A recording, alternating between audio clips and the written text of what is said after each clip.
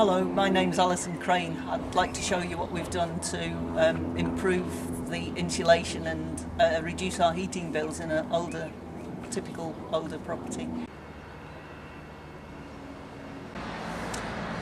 Okay, this is a typical early 20th century house, and it wasn't built with cavity walls, so insulating the walls is harder than cavity wall insulation. So what we've done is insulated it on the outside, at the side and the back and the front, so it keeps the same appearance as the rest of the street. It's insulated on the internal wall. And you can see the thickness here. It's 50 millimetres of Cheltenham, which I can show you now. You can see the thickness of the insulation again at the doorway, and it's all sealed to make weatherproof at the eaves, and again it finishes at that course level here, and you can tell it's insulation. It sounds hollow when it's tapped. This is the Cheltenham phenolic board that is used both inside and outside.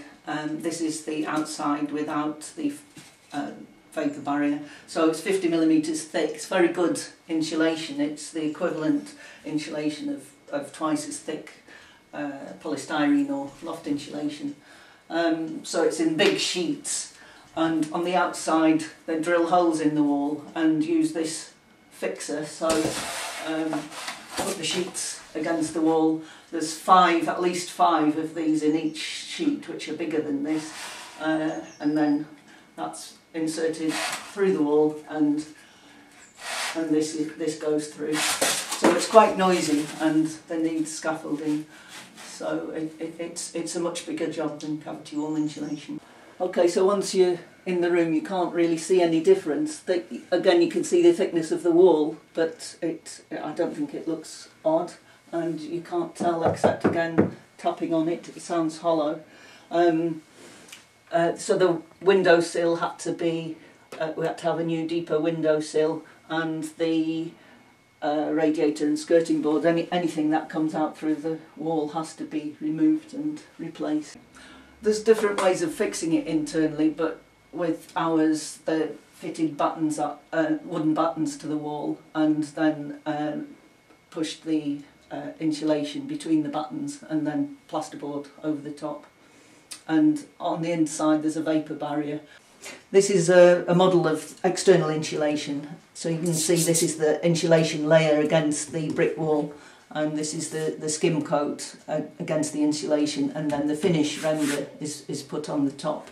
And again, around the window frames you need a deeper sill, and into the corner it's just the render.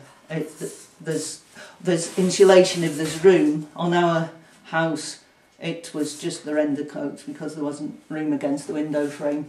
You see at the back of the house it was rendered already, the light next door, and it fits in. You can render over the top, you can put the insulation over the top of the rendering, providing it's in quite good condition. And you can see the soil pipe, the central heating flue, all that had to be extended and taken off. We had quite a lot of alterations to the kitchen at the same time, so it's a good idea if you're altering the drainage or that sort of thing anyway to think about doing it all at the same time. We also had solar panels done at the same time, so the scaffolding that we used for the insulation we used for the solar panels on this south-facing roof. The conservatory faces south as well, and we use it as a heat store.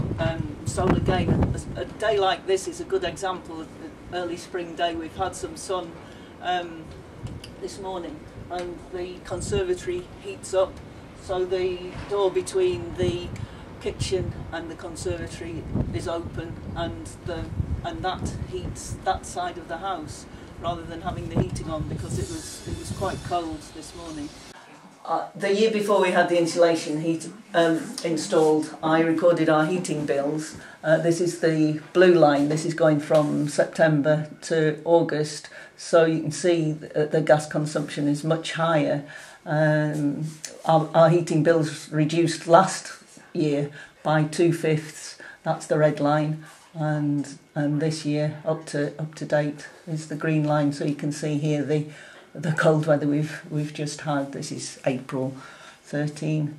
It's not all to do with the insulation though, because of the solar gain from the conservatory, and previously we had a very drafty back door just going out to the outside. So as well as reducing the bills, we've actually been warmer in the house. You know, it makes it more comfortable.